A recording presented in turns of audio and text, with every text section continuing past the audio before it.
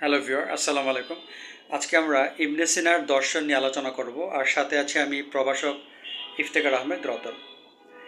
আপনারা জানেন যে অ্যারিস্টটলের দর্শনের একজন বিখ্যাত ভাষ্যকার ছিলেন ইবনে সিনা।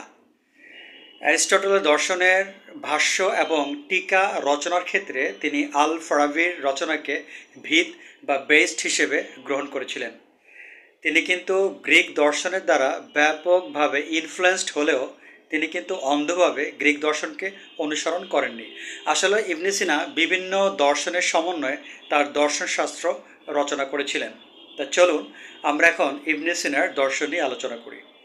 এক নম্বর হচ্ছে, প্রথমে যেটা বলবো, ইবনে সিনার মতে ঈশ্বর, মানুষ এবং জগতের সব কিছু পরস্পরের উপর নির্ভরশীল ছিল না, বা এটাও বলা যায় ঈশ্বর, মানুষ এবং জগতের সব কিছু পরস্পরের মুখাপেক্ষী ছিল না, অর্থাৎ পরস্পরের তারা মুখাপেক্ষী ছিল না।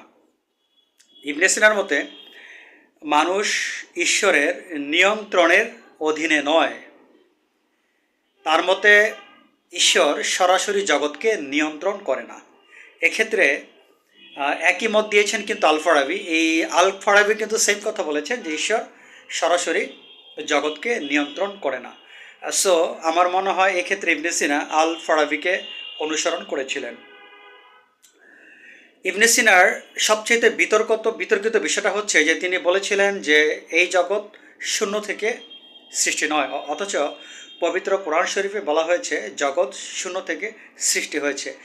আর এই পবিত্র কোরআনের এই মতবাদকে ইবনে সিনা প্রত্যাখ্যান করে বলেন জগৎ শূন্য থেকে সৃষ্টি হয়নি, পদার্থ অসীম এবং অবিনশ্বর।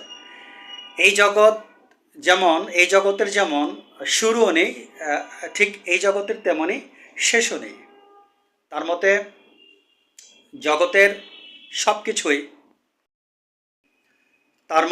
জগতের সব কিছুই ঈশ্বরের ইচ্ছা শক্তির বহিঃপ্রকাশ, এবং এই জগতের অস্তিত্ব ঈশ্বরের অস্তিত্ব থেকে বিকিরিত। অর্থাৎ ঈশ্বরের অস্তিত্ব যতদিন আছে এই জগতের অস্তিত্ব ততদিন যাবৎ।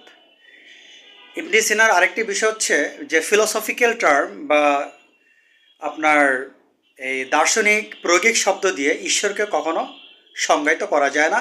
যদি প্রায়োগিক শব্দ বা ফিলোসফিক্যাল টার্ম দিয়ে বা ফিলোসফিক্যাল ভাষায় যদি ঈশ্বরকে সংজ্ঞায়িত করা হয়, তার মানে এটি ঈশ্বরের একত্ববাদের একটি স্পষ্ট লঙ্ঘন।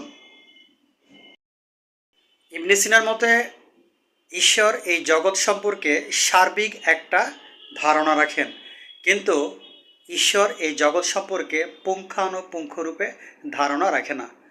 ঈশ্বরের জ্ঞানের ফলস্বরূপ এই বিশ্ব এবং এই বিশ্বজগতে অনেক সার্বিক বস্তু আমরা দেখতে পাই, যেমন গ্রহ, সূর্য, নক্ষত্র, মানুষ, গাছপালা ইত্যাদি।